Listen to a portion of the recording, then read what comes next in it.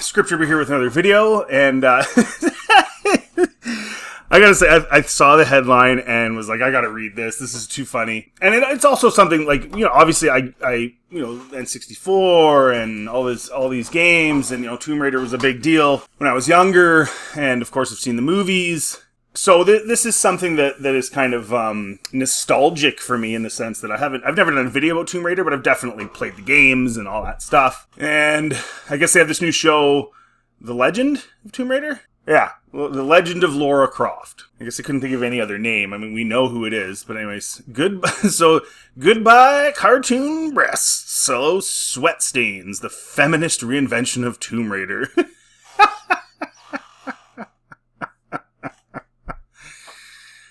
Oh no, are they going the Masters of the Universe route here, where they're just like super doodly looking women? I mean, I don't know, that photo's not that bad. I mean, it's not that good either.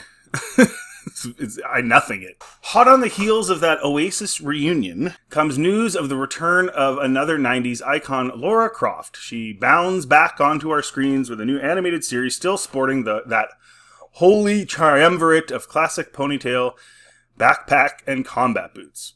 I will say, you could change your clothes once in a while. From the get-go, she's performing seemingly impossible feats in the name of archaeology. She outswims a ravenous crocodile, uses her signature blend of parkour and gymnastics to avoid a pit of sharp spikes. But this isn't the Tomb Raider star quite as you might remember her. The eponymous star of Netflix's Tomb Raider, The Legend of Lara Croft, voiced by Hayley Atwell, looks different to how she appeared in the original games. Her thighs are now strong enough to realistically run, climb, stomp, swim, and do all the other myriad things Lara has to do on a daily basis. While her waist is more realistically proportioned, her shoulders are broader, her arms are more defined, and those impossibly perky and also percolated breasts have been deflated to a size that fits somewhere within the realms of reason. And yes, as I just said that, my wife walked in the room.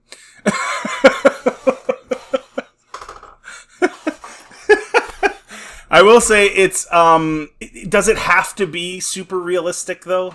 Is it realistic the way that they portray male characters in comic books? Like some of these guys are like so over the top muscly that I don't even think they could wipe themselves. So I just think if that's the reason, we're trying to get it to be more realistic. It's like it's a cartoon, and it's a character that not only survived the test of time without it being this ultra realistic looking body type, but made a lot of money, and no one cared, nobody complained. So this is another one of those ones. I talk about these in a lot of my videos where these people that didn't really like something come in and change it and make it into what they like.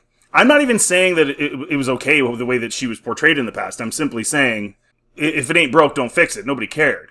But they do it anyway because I feel like they come into these IPs and don't really actually like them and want them to be changed into what they do like instead of making something else new themselves, right? Because they want that immediate fan base, right? It's like they didn't have to work for that fan base, but they get to change stuff because they don't want to have to start from scratch and try to create their own fan base. I don't know. It's another one of these ones that just speaks of kind of lazy. Not that I really even care that much. I don't think she looks that bad. It's fine.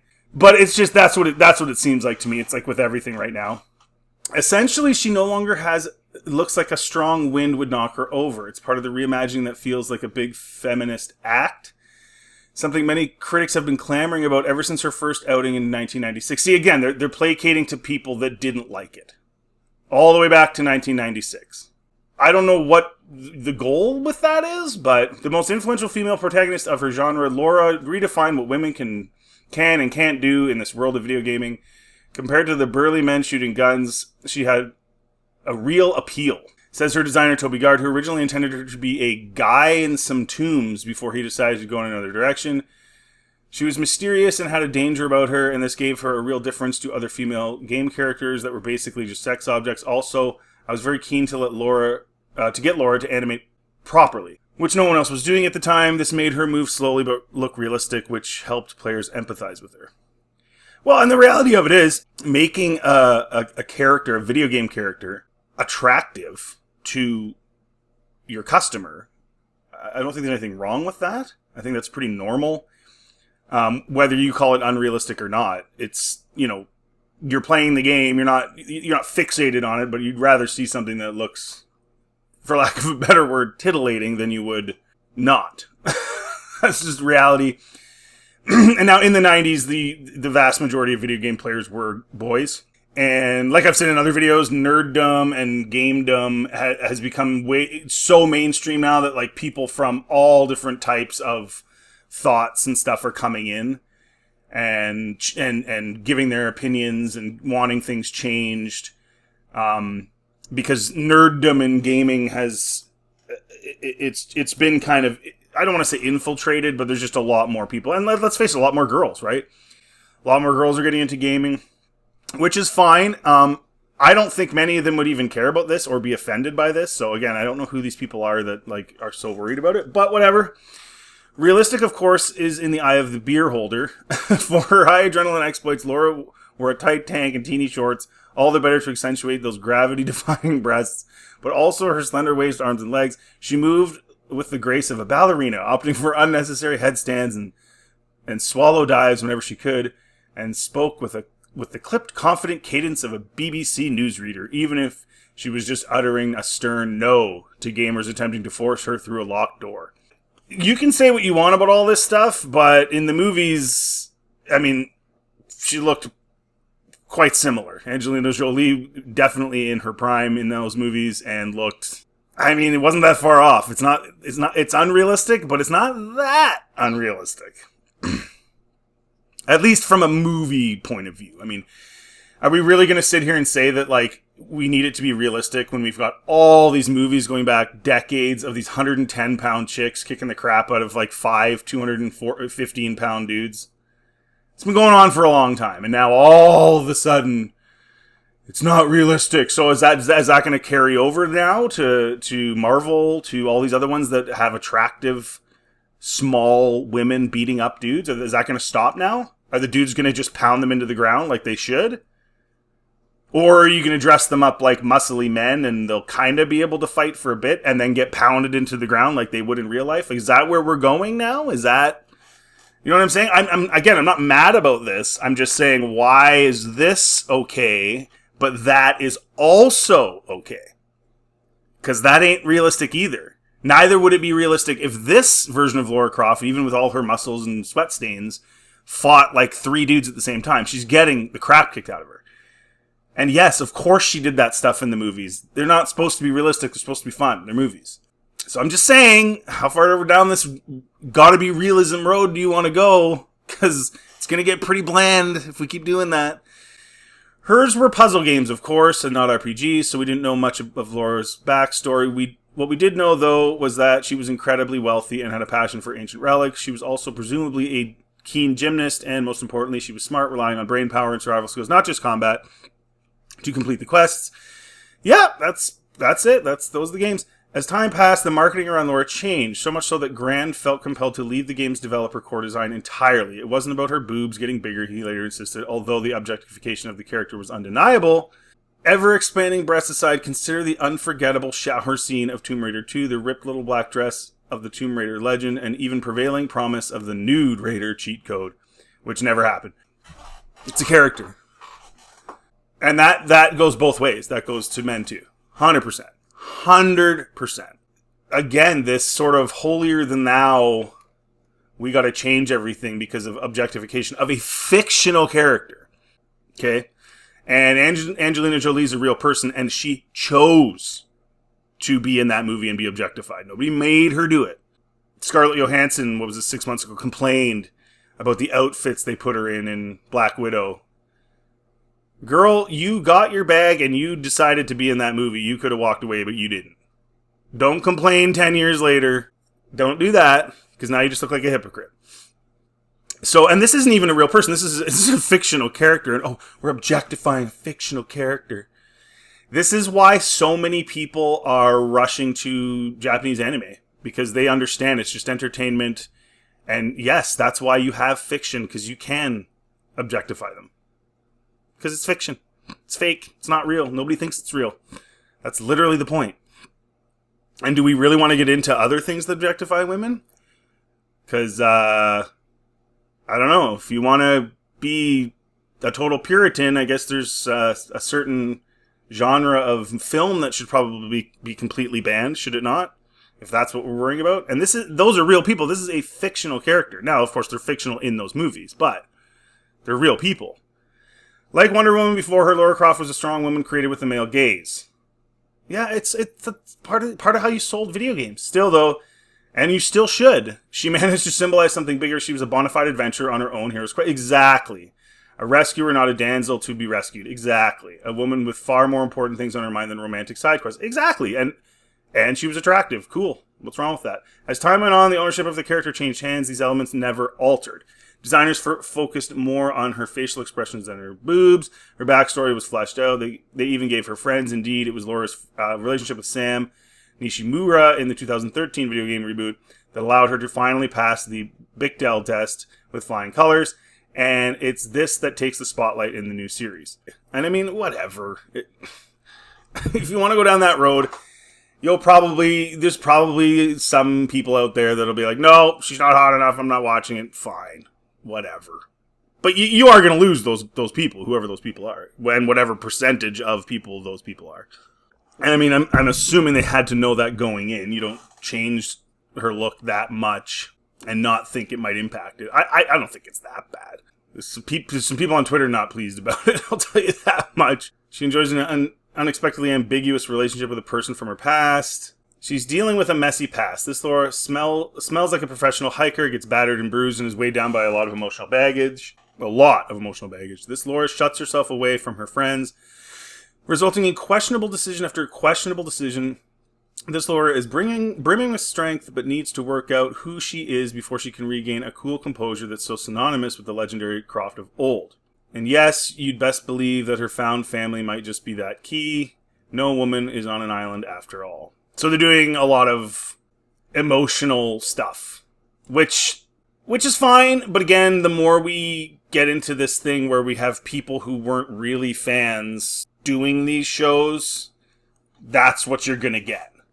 You're going to get a lot more of that. We see it in comic books. We see it in everything. You're getting a lot more of like emotional issues and things of that nature. And people making really stupid decisions that make no sense because they're emotional. We see that in The Acolyte. We see that in lots of things.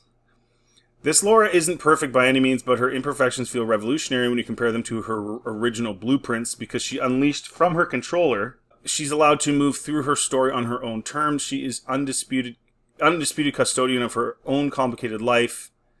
At long last, all thanks to her new TV incarnation. I didn't feel like in the movies she wasn't running her own show. I mean, I don't get it. So was she a strong female character from the beginning or not? Like, are we saying this now is the like? I don't know, dude. I think she's always been pretty cool. Yeah, of course it's not as. I mean, it's certainly like that looks nice. I don't think there's anything wrong with that. Yeah, like that shot's fine. But no, I mean it doesn't have the sex appeal that it used to. It just doesn't. That's just the way it is. So whatever, it is what it is. The other thing I want to check is the ratings. That's not a lot of ratings, 75. I really love it, and I believe it takes place right after the events of the Survivor trilogy of video games. So 60%, 5.7, 5 out of 10, and 67. So we could call it just, you're averaging about a 6 out of 10. Which isn't terrible. It's whatever. It isn't terrible, but it's well below the high bar set by other animated video game adaptations.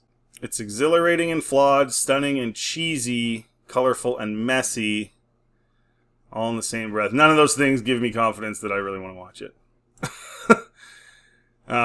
This is where I found this article, and you can see people are like, "What is this?" But they've been doing this. They've been gradually kind of turning her less voluptuous, extra feminine, and more kind of workout chick, I guess is how maybe I'd describe it.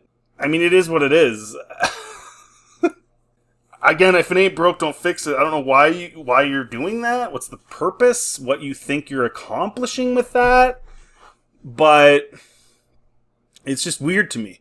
Lara Croft was always a feminine icon, precisely because she was badass who lived For the thrill of adventure and tomb raiding, this series embraces every cringe and backwards modern trope of what a strong female character is, hence why it's failing. Let's be tolerant and open-minded for a sec. The Guardian, show me the gender study that says women with feminine curves and big boobs can't be physically fit, acrobatic, and pretty.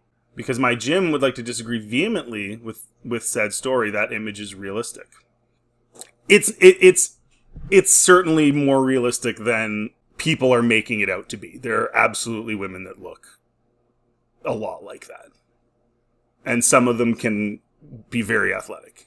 And I think part of the thing people don't understand either is, like, you take something like the Olympics, for example. Some of those women are really compressing themselves. If you know what I'm saying. They're because they don't want them bouncing all over the place, so they strap them in, and so they don't look like they're as curvy as they actually are in real life. So I think that partly also makes people think that, like, you have to have this kind of non-curvy, non-voluptuous body to be able to do some of those things. I think that's part of it as well. People are getting like, this is what I mean about, like, the internet. It's, like, always, like, so crazy one way or so crazy another. Yes, do I think it's dumb that they did this? 100%. You don't need to take it to the Masters of the Universe extreme. But at the same time, it's not that big of a deal. And yeah, you're going to lose some customers that do like curvy women. I mean, no. Covering up or reducing the size is not feminist. Well, I mean, there are a lot of women that have big boobs. Like, that doesn't... Are they excluded from certain things? Ridiculous. A year out from the toxic fans. Apparently, people are watching it from what I've seen. So, it's not going to do great, but it's not going to do totally horrible, I don't think. It's pretty early, though. Woke females. Is that what it is? Is it... I also have a question. Do you think it's possible that some of this stuff that's happening is happening because the writers themselves are not 10s? Just saying. Do you think it's possible? I don't know. It's an interesting thought. I mean, again, she's just far more average. What I also notice is where's some expressions. If this is a post meant to market the show, I saw this with Skeleton Crew. You see it with so many things. There's always these blank or, like, sad or confused. They're never smiling. And I don't know if you agree with this or not, but from just attracting you to another person, and I don't even mean, like, sexually. I just mean, like, people who smile a lot are just more fun to be around. Like, you just, you know, when people are smiling and laughing and having fun, they're more attractive. And again, I don't even mean that necessarily sexually, but of course that as well. Like, a woman who smiles a lot is far more attractive than a woman who's grumpy all the time. And it just feels like a lot of the marketing is grumps, and they don't, like, that one was okay. I mentioned that earlier. Yeah, like, this is by far the best shot that they put out. And so I guess it's smart of them to put it on the poster. But, like, everything's just, like, sad and droopy. Okay, so there's not a ton of information on the writers. It is what it is, guys. Like, eventually their profit losses will catch up with them. Just look at the demographic of gamers. I have posted some game-related videos on a side hobby. I just looked up the analytics for one of my more popular ones. Out of 17,000 plus views, all guys. Yeah, but that doesn't necessarily... Okay, so worldwide, the gap is not crazy at all. If you go back to 2006, it was a pretty big gap between male and female, but that's really shrunk. Okay, that's worldwide. I would guess there's probably more female gamers per capita in places like Japan, but I could be wrong. Okay, I am wrong. This is the US, and the gap is pretty close. Now, the big question becomes, are girls into these changes? Like, there's going to be some dudes that are like, I don't like that you're, like, not making her hot anymore. What do girls think? I would love to know what girls think. I would think they would kind of prefer to play as an attractive character than a non-attractive. Not to say that she's not attractive. Like, don't get me wrong. I'm not saying that. Like, this isn't that bad. Like, it's not exactly good, but it's not that bad. That's funny. The Disneyfication of Tomb Raider. I predict a rousing success. Goodbye, Lara Croft. Hello, Larry Croft. And I just want to reiterate for a final time here. You're not making her more muscly is not making it more realistic that she could beat up 10 dudes. It's not. She still couldn't beat up 10 dudes. Or even 3 dudes. Probably not even 2 dudes. Probably not even 1 dude. Sorry, like that's so. If realism is the argument for those changes to her appearance, it's still not going to be realistic if she beats up a bunch of guys. This is not. So I don't know what the point of changing it really was. I don't know if they just don't want men to look at her that way. But if they don't with her, they'll just go somewhere else. Give me boob sweat stains. Okay, so anyways, that's the video, guys. You let me know in the comment section what you think. I don't think this is that big of a deal. I also think it's completely pointless and pretty stupid too. What's the point? You're not getting any more realistic with her fighting people and doing what she's doing just because she's in a little bit more of a quote muscular body. It's nonsense. It's always going to be unrealistic. Some of the things that Indiana Jones does aren't super realistic either. Right? That's just the way it is. It's fantasy. It's fun. Let it be that way. Stop trying to make everything realistic. And I also, the bigger issue too is just playing off of this sort of, she's so emotional, when she was, what made her character cool, emotional isn't badass. Badass is controlling your emotions, getting the job done, having a goal in mind, having clear, deliberate motivations, which she had in the movies, which she had in the games. That's what you want. You don't want somebody who's all over the place and emotional. That's not someone you want to be like. That's a big part of the problem. And again, we're changing a franchise. Maybe not totally a ton, but to some degree into what we want it to be rather than leaving it what it is. And again, that makes me question whether the showrunners ever liked it. If you liked it, why are you changing it? Right? And they're doing that with everything in Hollywood. It's just the way it is. So anyways, let me know in the comment section what you guys think. If you like this content, please like and subscribe. It always helps the channel. Feel free to check out anything else on my channel. Have yourselves a really good day.